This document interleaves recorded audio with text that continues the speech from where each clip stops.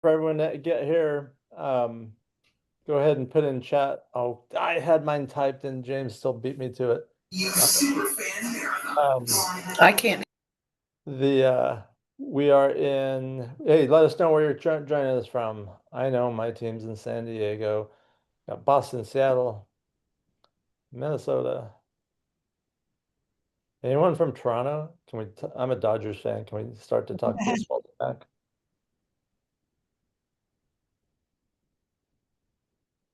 And yes, I'm going to at least one World Series game. I don't know which one. I don't know how, but I'm going to be there. Oh, uh, go Blue Jays, boo. All right, so we'll this is gonna be a great session. It's a great panel. It looks like most of you are at a desk where you can take notes. If you don't have pen and paper or your phone or whatever you take notes on, I suggest you do it because you're gonna get some really good information. We have a I can't hear you. you can't hear us, but we can hear you. All right, I'm gonna get my screen ready to share and then we'll get started.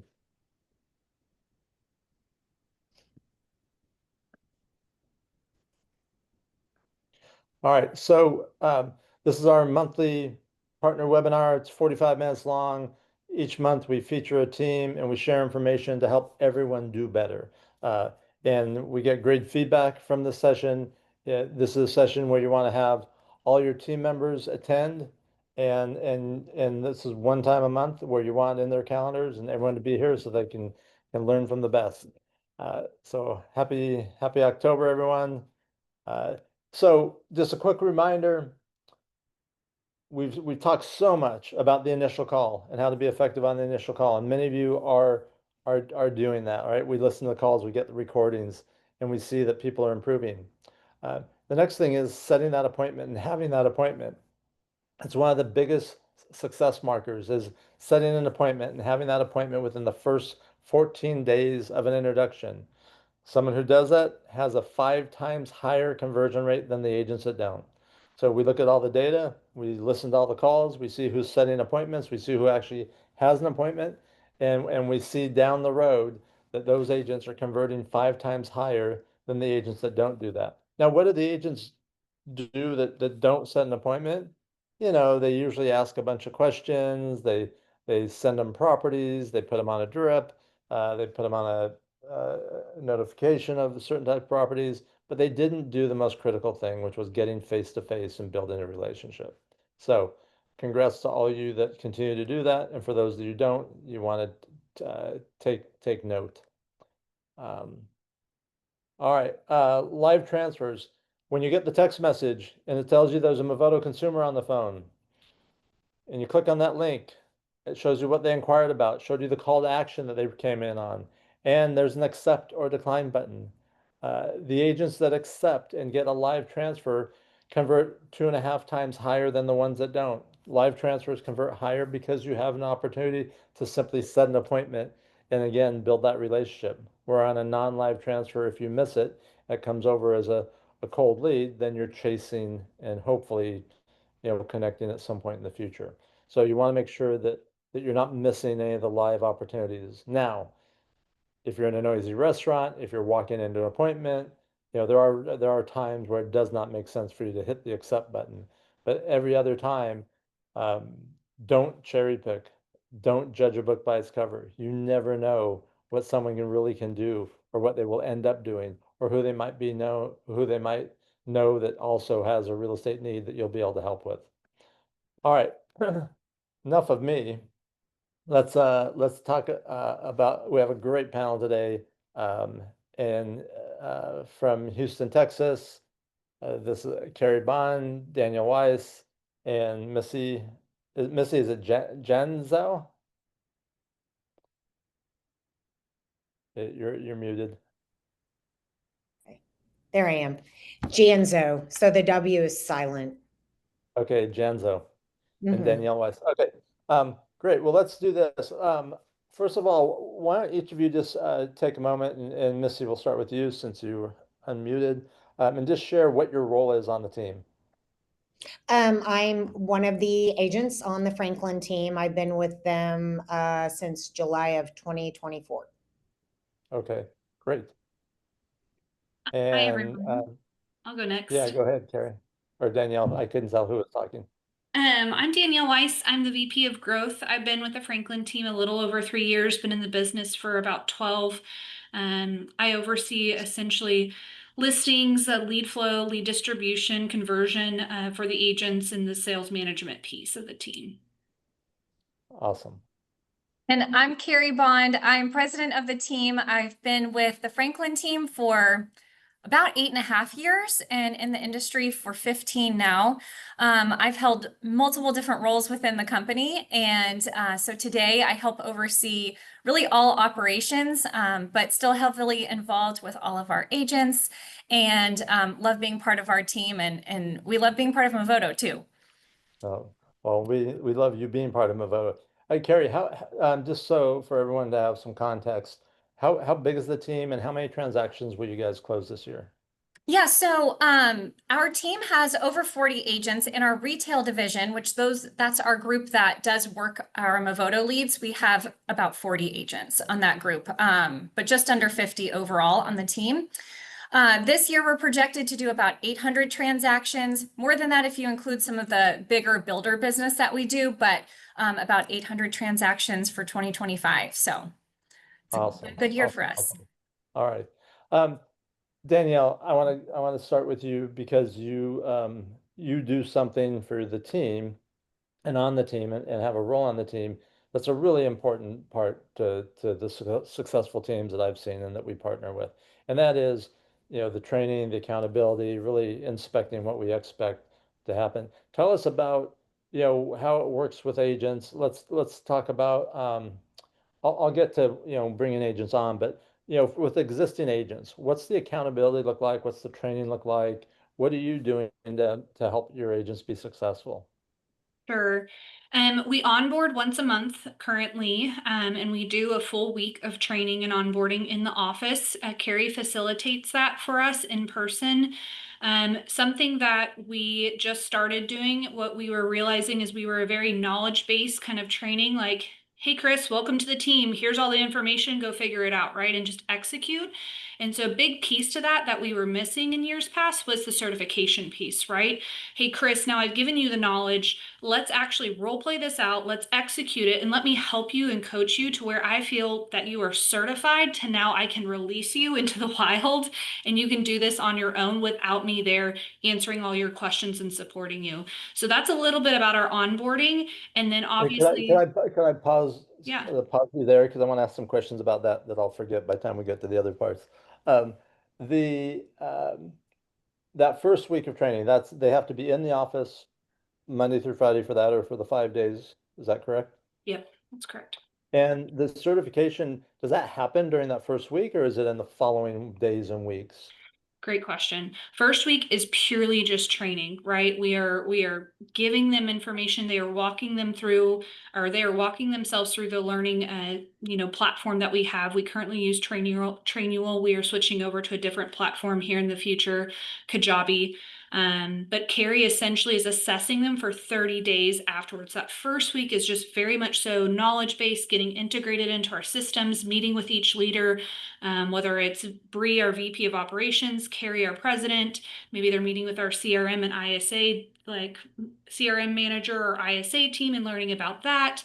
And then over the next 2 to 3, 4 weeks, Carrie's actually certifying them on a one-on-one basis and making sure their sales training is up to par. Got it. And is that the same for new and experienced agents? Yes, and as you would imagine, Chris, if somebody comes to us with 5 years of experience, right, they still need to be integrated into our culture and into our systems and how we do processes here. So they will still get the full Hello Week. They will still come into the office. They'll get onboarded just like everyone else. But likely Carrie's going to be meeting with them very quickly right after. I'll be meeting with them for buyer listing presentation training, and we'll probably get them on leads a lot quicker than some of these newer agents that are just brand new getting licensed. So the time frame looks a little bit differently because we want those experienced agents to get on lead flow. We want them to start calling Sphere. We want them to start getting into production quicker than the newer agents. Got it. Great. All right, now I had interrupted you before, so I'll let you keep going. So after the ongoing, and Carrie, remind me, I'm going to come back to you, and Carrie, I want to talk about the certification process, but Danielle, the accountability, once they're on leads, once they've gone through the training, they've been certified, what does that look like?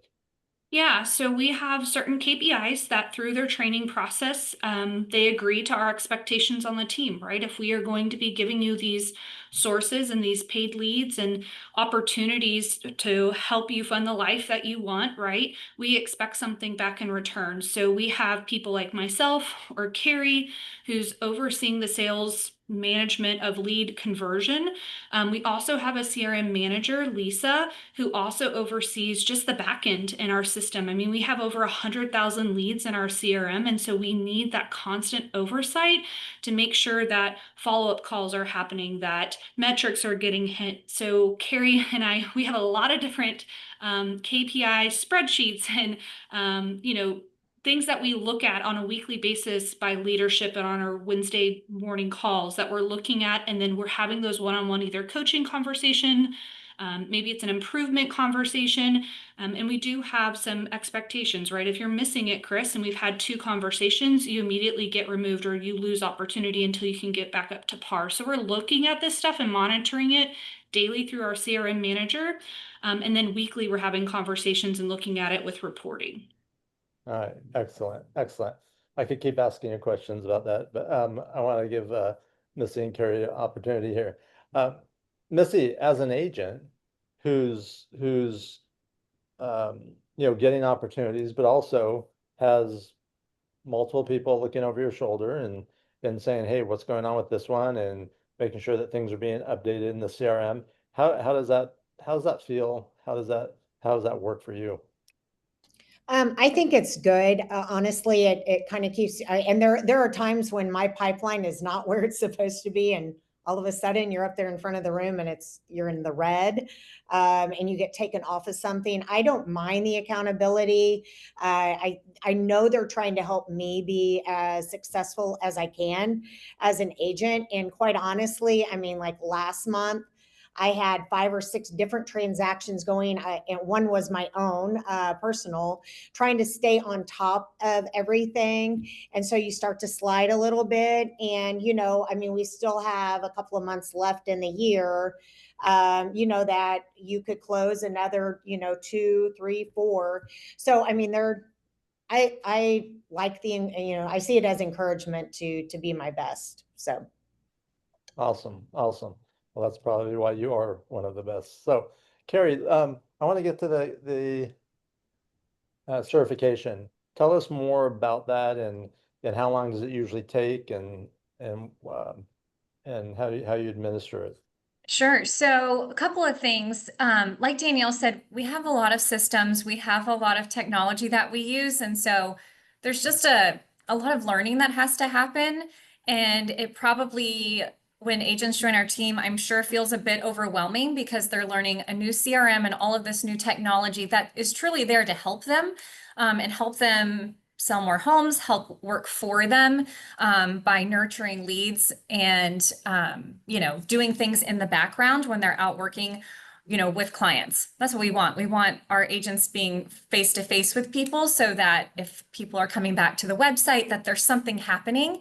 And of course, we want that agent to make that personal phone call, but whether it's AI or it's an email, something's happening where that lead is getting reached out to, right? So, but they have to learn all of those things. And so, it's when we're doing our training, a lot of it is like workshop sort of training where, they have their computers, we're working together. But I think with the certification, I want to make sure that they know how to use all of those systems. And then during those certifications as well, we're doing role play. We're hearing how it sounds when they take that initial phone call, which is so important, as we know. And so what does that sound like? Is there anything that we need to tweak there? And it doesn't stop there. We have agents that joined us in September, and I love that Movoto sends me some of those introduction calls because we don't have those recorded in our CRM. So I listened to those and I was giving feedback this morning, and I said, hey, I really feel like you could have gotten this appointment if you would have followed the script and, instead of going a little bit off script, right? I think everything that the training that you guys have provided truly helps us convert those leads if it's used properly. And so Missy and a lot of our agents do a great job at sticking to the script, and then you hear it work, and you hear it set the appointments. So yes, there's a lot of like role play, making sure that we feel confident that they can deliver that script when they're on the phone, or that buyer presentation when they're in person. But then it doesn't really stop there. It doesn't stop there, right? It's just Yeah. ongoing. Do you, what percentage of the agents are like bugging you to say, okay, I want to get certified versus you guys pushing them along? I mean, I feel like it happens pretty naturally, but we certainly have agents that are ready to go, that want to get on leads right away. And so, I mean, I feel like we're working at a pretty good pace. Hopefully these other ladies on my team would agree, but I think for some of them, they also want to make sure that they feel confident with the systems. And so it all happens pretty quickly though. And Movoto leads are often some of the first leads that they are receiving. Got it. And then what, Carrie, how long does it take, like, if they're not just getting certified on like a script of how to handle an initial call or a buyer consultation, but also on your systems and everything else. So how long is that certification process? Is it It's something that happens it ends up being a few weeks. Could be up to a month, and it could extend a little bit longer, especially if we're talking about working with sellers. I feel like that's sort of a different animal in ways. And so sometimes that certification could take longer. Got it. One more question on certification, and that is how often when they're role playing do they not pass and then have to go practice and then come back? Oh, I mean, I feel like all the time. And that's okay, right? I feel like all of us can always be improving our conversations. And that's why I do love having recorded calls, because, it just gives us an opportunity to say, gosh, I could have done that better. Like I should have said this differently. And I hope that all of our team understands that any kind of feedback we give them is truly just to make them better and help them sell more homes so that they can make more money. Yeah, and I agree. There's no better training than listening to a recorded call of yourself, regardless of what activity you're doing. Exactly. And there's and if you use those calls for multiple people to listen to, or to listen to it as a group, then everyone benefits from it, not just the person who was participating in the activity. Exactly. Missy, let's talk about those initial calls. You get a text message, there's a live Movoto consumer on the phone. What's your mindset? What are you thinking about? What's your approach? Well, I would say by nature, I'm kind of a competitive person. So my team leader, like back in the fall, was, I guess, like a year ago. I mean, I was going crazy, just getting lead after lead after lead. So, I mean, I do want them because, any lead is a potential deal. But then once I get the person on, I mean, it is about setting the appointment, but also kind of immediately trying to connect and show my value. So, usually once we hang up, I let them know that I'm going to reach out and make the appointment, but, sending them my contact information, and I like to send them my business card so they can kind of put a face with the name, and, that's an instant kind of connect so they can see who they're talking to. So. Awesome.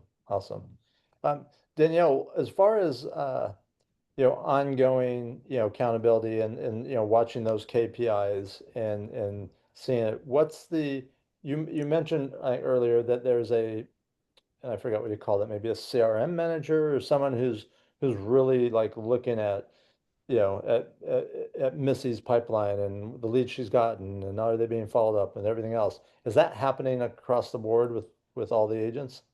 Yeah, because if you think about it, if we have 40 agents all making calls, we have so many leads. Carrie, how many inbound leads a week are we getting? 400 leads a week. Carrie physically does not, we don't have the time to go through and make sure, was it tagged properly? Did they set the appointment? Did they put it on a campaign? How was the call? What's the feedback? Like, there's just no physical way to do that.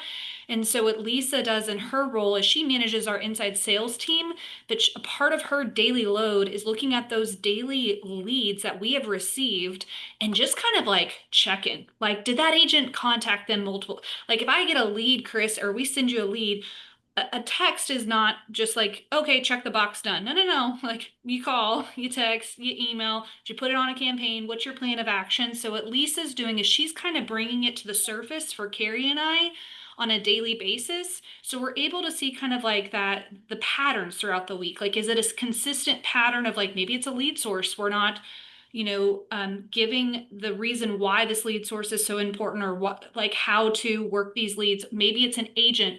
Maybe they have a fear of picking up the phone. They certified, but they're not taking action on these leads. So what she's doing is she's kind of bringing that stuff up.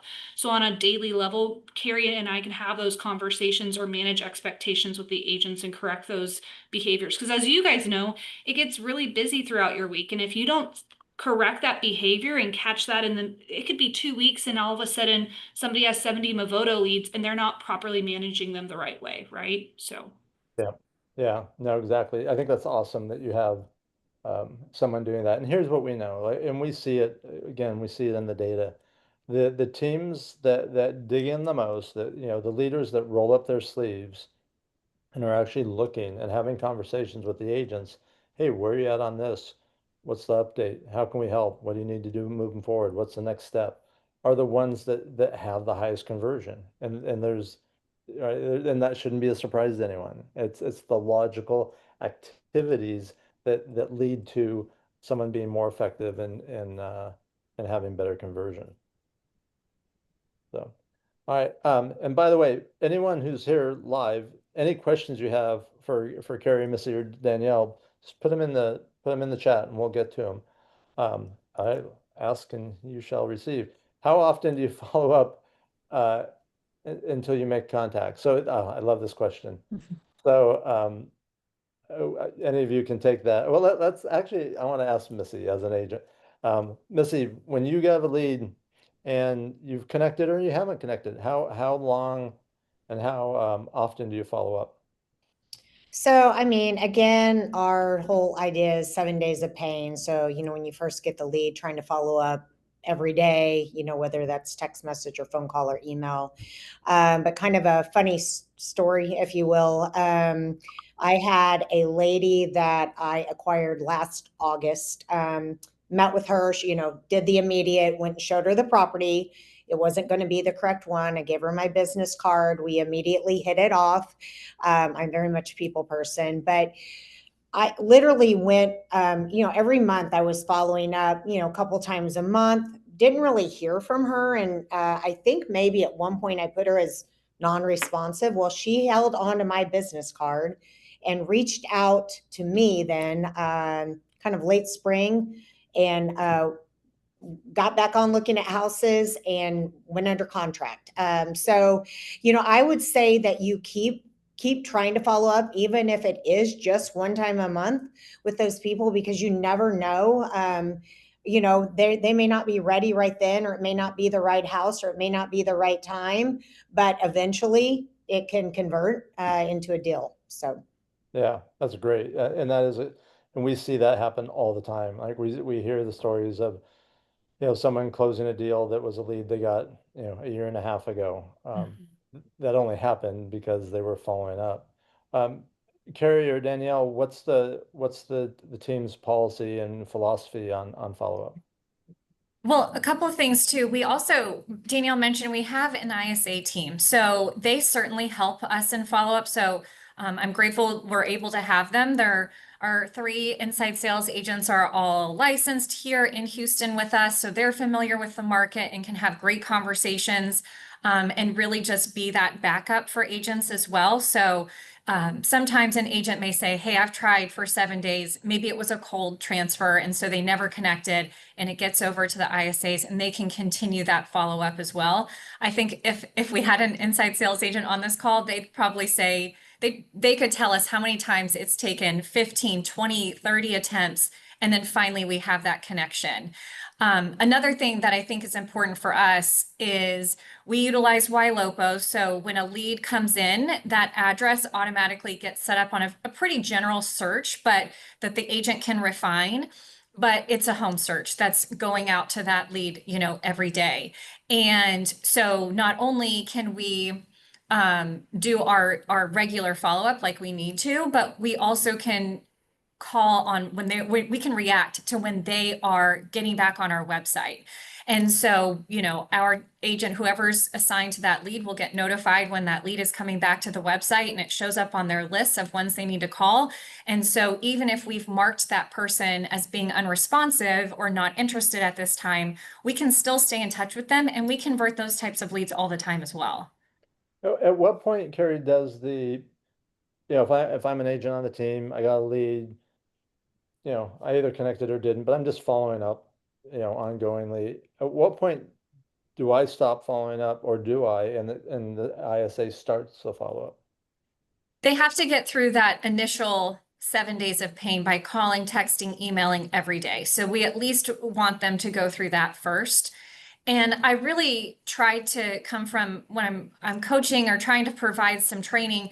I always want us to be providing some type of value and not just saying, are you still interested? Do you want to, so we have a lot of resources that we've created on our team, and other things that we have that we can provide. So whether it's our buyer guide, or if we know somebody's relocating, or it's market statistics, or something that we can show, like, we are leaders in this market and we're here to help you and provide value to you. I think there's a lot of agents in Houston, so we have to set ourselves apart. I think there's 40,000 in our market. And so being a team of less than 50 in a 40,000, agent market, we have to find ways where we can stand out and capture, that business. Got it. Great. There's another question that came in, and that is, what's the process if a consumer says, and any of you can take this one, if a consumer says, hey, yeah, I'm no longer interested, I'm good. I mean, I'll take it.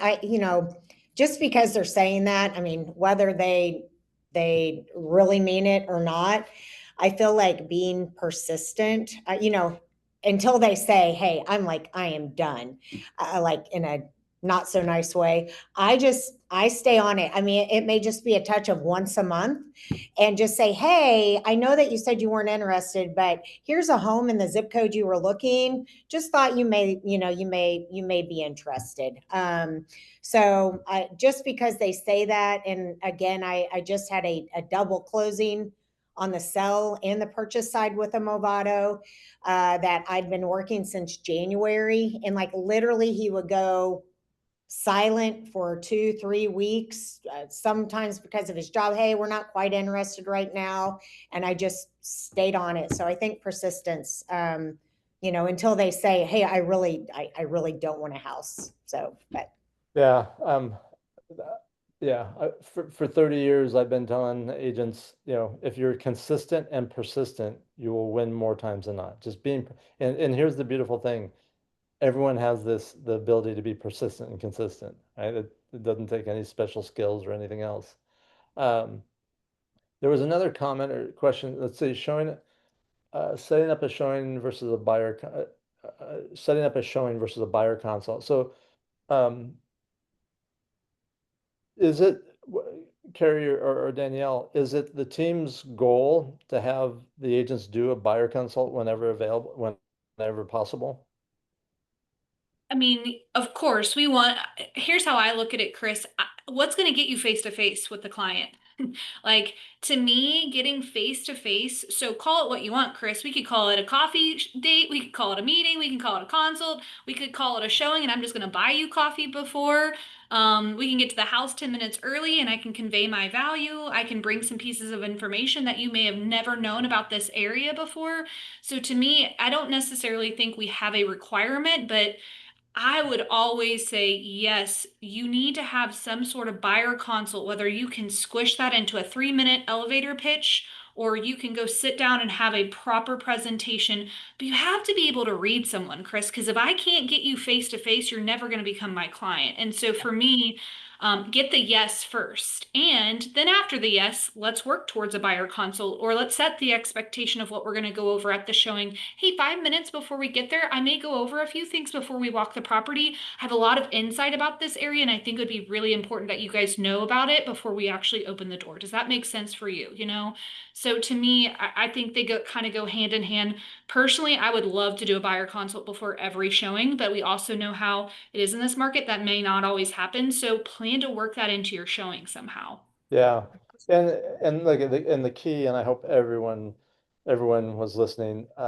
Getting face to face is the it's the most effective thing you can do in trying to build and establish a relationship, and to differentiate yourself, and to make that human connection, which is critical to having a client, especially now, and especially with what's happening in our industry and what's happening in the world with technology and everything else. That human connection will be really key. Let's see. Can Carrie share some of the tools they use that provide value, like PDFs, text templates? Is there Sure. anything? No, yeah. I'll grab some things and I'll put them in the chat. Awesome. Awesome. All right. Well, while Carrie's doing that, Danielle, or Missy, how do you guys handle leads that aren't local? If I'm relocating, I'm in California, I've got a job transfer to Houston. How do you handle those appointments? Do you set up a Zoom or Meets, or what do you do on those? Well, I mean, I've had, this was back in the spring, but family moving from Chicago, and of course you would like to show them properties in person if possible. And they did come in for a whirlwind 48 hours. We set up, I don't know, at least 10 showings, and they went away. The idea was we were going to get a contract, something under contract. They went back to Chicago empty-handed. And so ended up continuing to work with what I knew their criteria was. I did, I said, how about if we do a FaceTime walkthrough?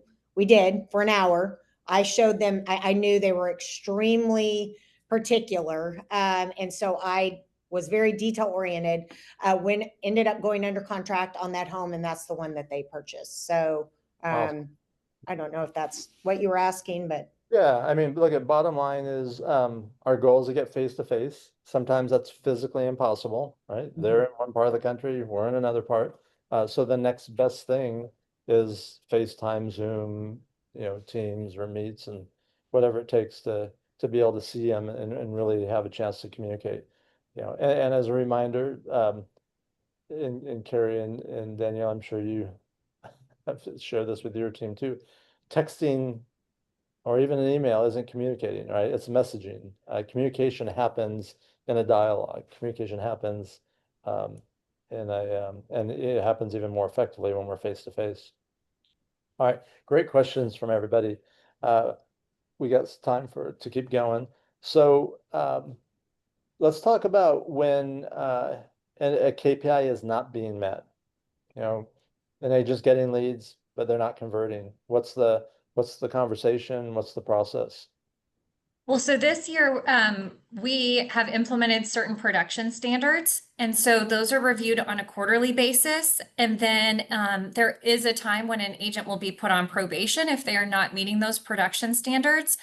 And, really, I think we all know it. It's just activities that need to be done, right? Because it's either going to be activities or skill. But if an agent isn't doing the activities or making the right amount of phone calls or having the right or enough connection with people, then we can't even determine if it's a skill issue. And so I think that's one thing that is important for us is really just making sure that we want to have our team full of really productive, high level, successful agents. And I think someone like Missy wants to be around that too, right? So that's why we've put those things in place, just so that we can help level up each other. And so it's not to be mean or, you know, anything like that. It's just like, we want you to be here. We want you to be able to provide for your family. And we want to give you all the tools and resources to do that.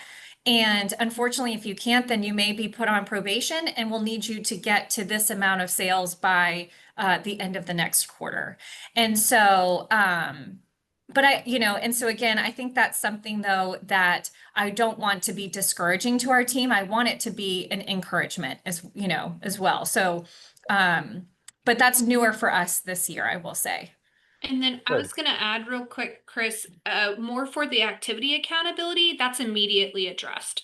Right. So Carrie's talking about production standards, right? Like we're always tracking that with KPIs. We may give them, if they're off track, some like, here are 5 options for you to implement, Chris, to help you get back on track so you can hit this.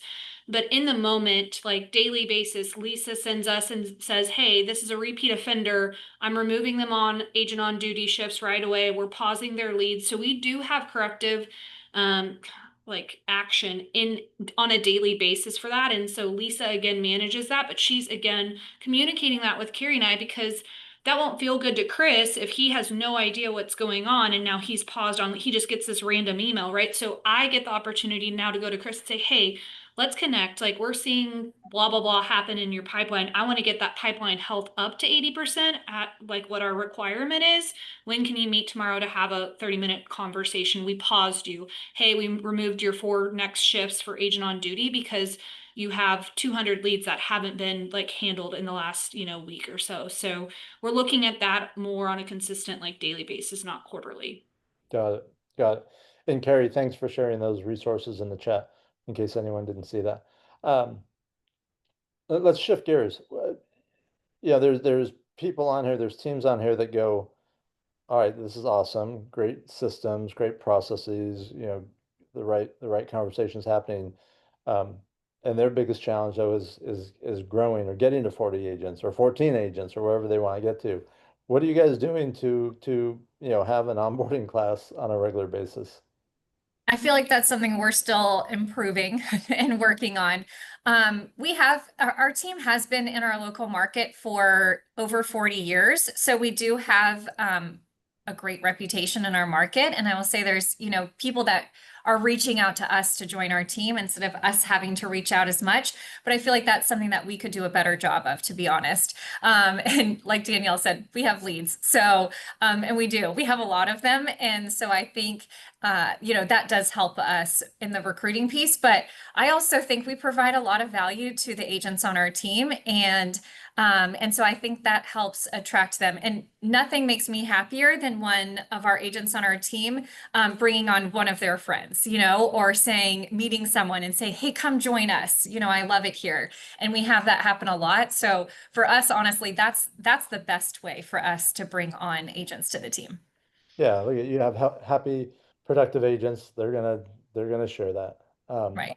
There's a question from Daniel. You mentioned agent on duty. Does that mean you'll have one or several agents who are taking leads until they're full, or what was the agent on duty role or opportunity look like? So we have this ISA team that's working. We provide Monday through Saturdays, right? And so when they're talking to leads on the phone, Chris calls, he wants to set an appointment or go see this house. We needed some way to connect Chris with it, like with an agent right away. And so we needed agents to be available at certain times of the day to be within 5 minutes or less to pick up the phone, take a hot transfer call. Well, we know agents are busy. Like Missy could be out showing 8 properties. So like if I send her Chris and I tell Chris, yep, I got an agent right now, but Missy's out showing 8 homes, like there's a disconnect. And so what we found was creating this schedule on a monthly basis for the agents that are surpassing activity metrics, conversion metrics, right? That are doing the right activities and giving efforts.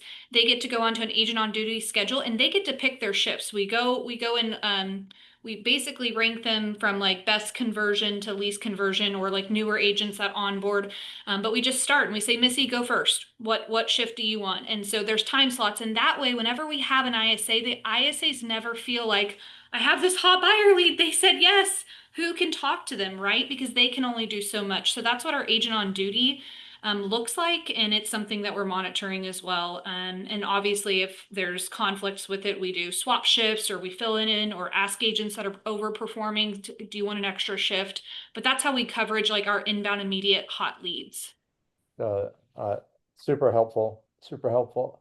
All right, I know we were talking before everyone joined, for a few minutes before, just to say hi, and you guys shared a couple things. Number one, that you've had introductions that you've got that have taken a year to convert, follow up and follow up and follow up and follow up. And then Carrie, you shared one, how quick was what your fastest deal?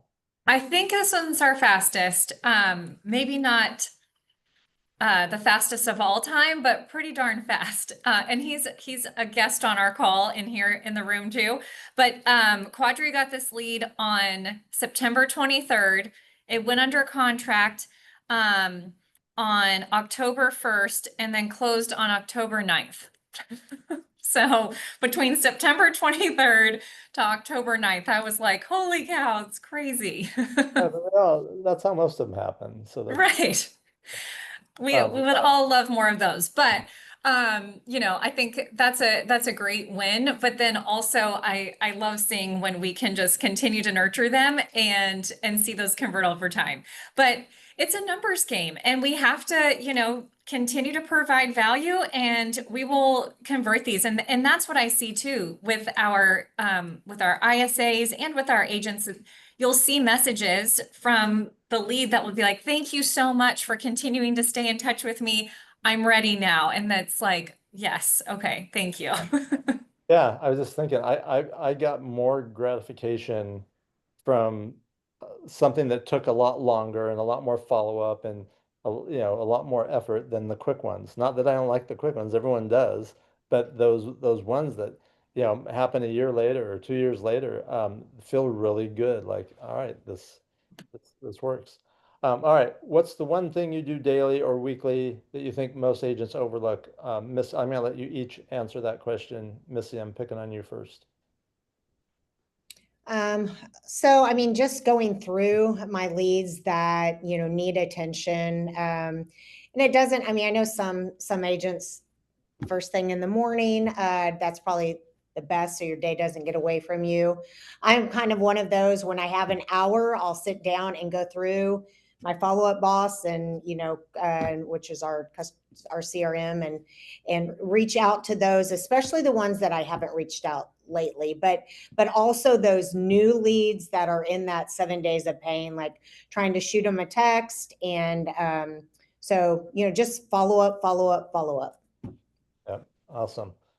Carrie or Danielle, I'll let you answer that question. I mean, I think what to go off of what Missy said, just being consistent. And that's something that Missy does a great job of, honestly. She's just very consistent with her follow-up. And, we do train on time blocking and things like that I do think are so important. But just the consistency of getting in your CRM, making that time and making those calls and doing that outreach is really, it's just what sets you apart. That it seems so simple. It's just like, oh, I should call the leads that I have. But yes, that's really what I feel like it takes, because they will respond. And then my thing is exactly what they're saying, Chris, is it's time blocking. I'm usually coaching these agents when they're further along into their production and chaos and so much, and they're being successful, but they feel like things are out of control. And I always go back to, well, where does it live on your schedule? Like, where are you committing to that on your time block? And a lot of the times it's like, well, I have this excuse and I have this thing going on. And well, that's not how I like to do things. And it's like, but you want to grow and we're at a ceiling and you're running all over the place. And so for me, it would just go back to time block, like work your schedule. Don't let your schedule work you. Yeah. All right. Well, thank you. And thank you guys. There's no wonder that the Andrew Franklin team is as successful as it is with agents like Missy and leaders like, you, Danielle, and Carrie. So, I'm sure everyone on this call would love to have you or clones of you on their teams helping them. So thank you for being here. Thank you for sharing. Thank you everyone for joining. Make sure next month that you and your team is here so everyone gets the value that everyone got today. And if you got values, put a thank you or a thumbs up in the chat, and we hope everyone has a productive rest of the week. Thanks, Chris. Thank Thank you.